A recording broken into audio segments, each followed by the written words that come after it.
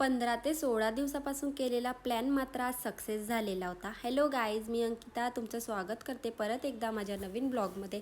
आज मी पोहे केलेले होते आणि ते सुद्धा वेगळ्या टाईपचे पोहे केले होते. ते जे होते ते इंदोरी स्टाईलचे पोहे होते आणि ते अशा प्रकारे झालेले होते.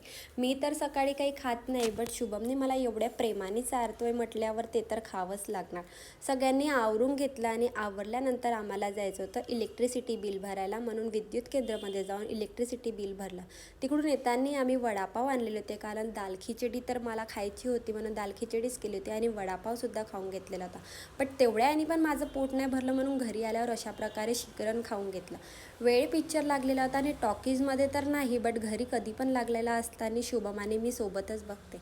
अशा प्रकारे थ्रेडिंग वगैरे करून घेतली आणि सायंकाळी आवरून आम्ही असं बाहेर पडलेलो होतो आणि आज आम्हाला जायचं होतं गुडलक कॅफेमध्ये. तिथे तर नेहमीच वेटिंग असते, म्हणून आम्ही थोडा बाहेर टाईमपास वगैरे केला.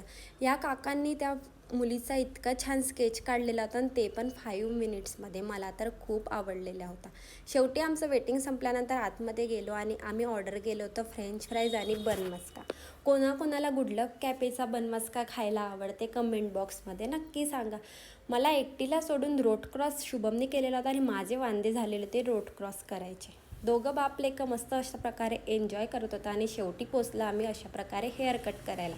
मी कुठला हेअर कट केला आणि माझ्या हेअरला मी काय काय केलं हे तुम्हाला नेक्स्ट ब्लॉगमध्ये दिसणार आहे, म्हणून उद्याचा ब्लॉग बघायला माझा विसरू नका, म्हणजे तुम्हाला समजेलच मी कुठली हेअर कट केलेली आहे.